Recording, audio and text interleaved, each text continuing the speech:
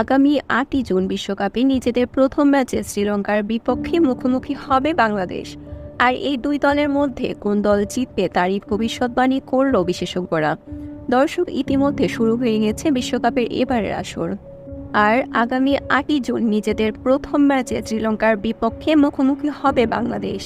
আর বিশ্বকাপের মূল পর্বে মাঠে নামার আগে যুক্তরাষ্ট্রের মতো ছোট দলের সাথে টি-20 সিরিজ হার এবং সর্বশেষ ভারতের বিপক্ষে প্রস্তুতি ম্যাচ হারে অনেকটাই চাপে রয়েছে বাংলাদেশ দল। অপরদিকে বিশ্বকাপে নিজেদের প্রথম ম্যাচে সাউথ আফ্রিকার বিপক্ষে মাত্র ৭৭ রানে অল আউট হয়ে যায় শ্রীলঙ্কা। তবে বর্তমানে বাংলাদেশ ও শ্রীলঙ্কার ম্যাচ ভারত পাকিস্তানের মতোই চরম উত্তেজনার হয়ে থাকে। তাই বলা যাচ্ছে আগামী ৮ই জুন এই দুই দলের কেউ কাউকে ছাড় দিয়ে কথা বলবে না। টি-20 ম্যাচে এখন পর্যন্ত ১৬ বার মুখোমুখি হয়েছে বাংলাদেশ শ্রীলঙ্কা, যেখানে ১১ বার জয় পেয়েছে শ্রীলঙ্কা আর মাত্র ৫ বার জয় পেয়েছে বাংলাদেশ।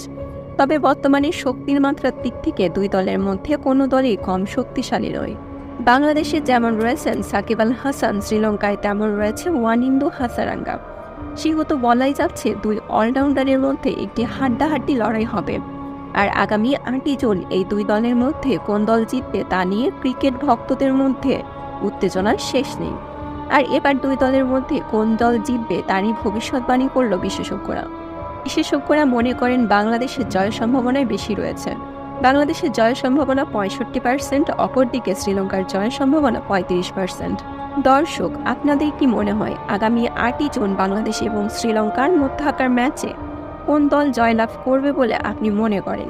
জানিয়ে দিন আপনার গুরুত্বপূর্ণ মতামত আমাদের কমেন্ট বক্সে।